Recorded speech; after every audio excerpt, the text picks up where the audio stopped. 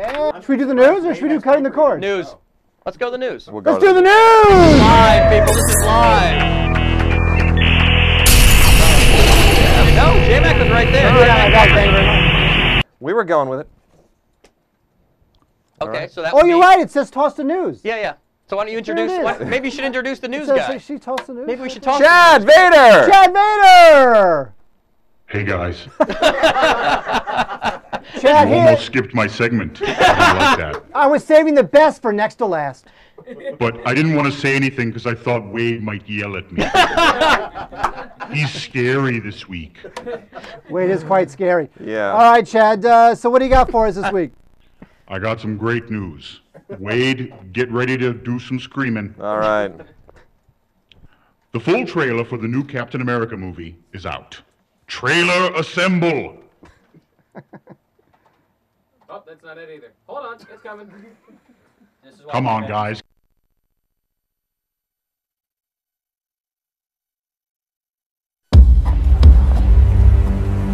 Rogers, Steven. Just give me a chance. Sorry, son. I'm saving your life.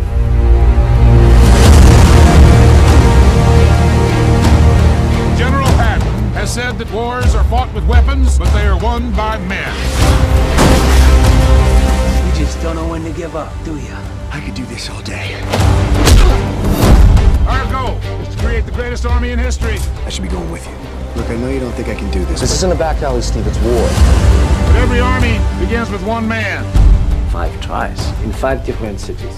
I can offer you a chance. He will be the first in a new breed of super soldiers.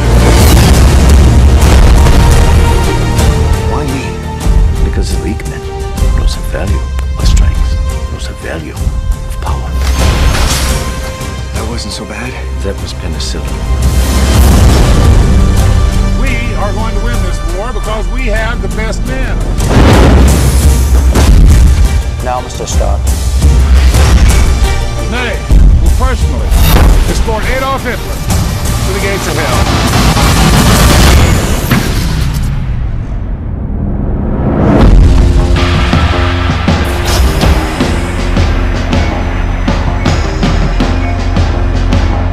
How do you feel?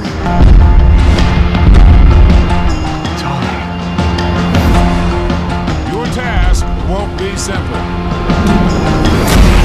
Who the hell are you? The first of many. Your enemy is not what you expect.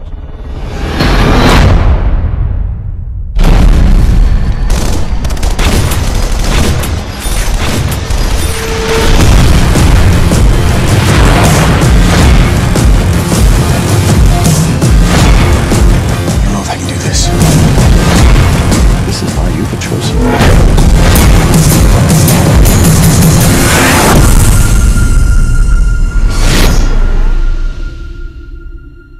What do you think? I think it works. It looks pretty good. I love any story where a skinny little wiener of a man gets turned into a large, rippling muscle boy. It's kind of what happened to yours truly back in the day. Not a morning goes by when I don't look in the bathroom mirror at my massive guns and my throbbing delts and say to myself, Chad Vader, my man, except for all the scar tissue, broken teeth, and missing ears, you are an Adonis of a man. You know, Wow. Okay. that comment aside, Yes. I have to say that the movie looks well shot, and I like the fact that they didn't spandex out Captain America. He looks like I'm hopeful about this. I mean, I'm always very splits on the comic stuff. Some of it is junk. Some of it actually works. It all depends. You got to do a script. I mean, you can't just ride the comic wave all the way to the coast. It has to have a script. I'm glad they're doing it the original story. World War II. They're not trying to update him any. It's not a contemporary thing. I mean, they really are telling the original Captain American story, which is a great story. I mean, it really was kind of a resonant comic book in its time. And if they can stay true, if they can stay faithful to that spirit, and Joe Johnston, right director for this, you know, a good old school '80s guy. No. He's no Albert Pune. Oh, geez. Directed the original Captain America, yeah. starring Was it Reb Brown? No, it was Matt Salinger. Because Reb Brown played Captain America, he played Captain America in a the TV pilot from the 70s. But Yeah. Matt Salinger, who was J.D. Salinger's son, really played Captain America. Oh, isn't that interesting? In a movie directed by Albert Pune. Wow. I actually know some people who were in that Albert Pune film. But Reb Brown, I think, played Captain America in that TV pilot, which was just horrendous. That is true. He went on to play Yor, the Hunter from the Future, one of the worst films of the 1980s. Your Hunter from the Future? It was this Italian, forget it. It was Italian made English language, dreadful. Consider forgotten. Chad, what else you got? The Planet of the Apes sequel, Rise of the Apes, it might be a prequel, I don't know, will see an early release this year to capitalize on the end of the summer blockbuster season. Yeah! Yeah. So, my iPhone. You have that on your phone back. every I still day. do. Yeah. Look at the bananas. Corey I like the special. banana. I like the banana tapestry. That's very nice, Corey. Thank you. Well, there you go. That's nice. When I first looked at it, it looked like some kind of a golden grid mark, and then I saw the bananas. Like This is what you're marks. missing if you're listening to audio only. You have no idea what we're talking about. Yeah. Oh, it's funny. HD bananas. HD. So, Chad, what else about Rise of the Apes?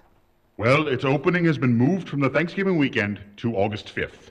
The movie is directed by Rupert Wyatt and stars James Franco. James Franco as an ape is something I'd really like to see. I think that's going to be awesome. And, oh, he's probably playing the human, right? Yeah. Yes, Great. There's nothing I'd like better than to watch a bored, tweeting James Franco being chased around by a bunch of monkeys.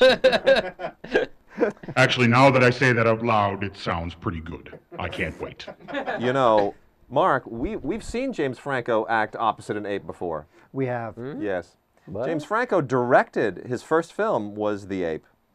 We've made fun of it many times. It's a dreadful movie.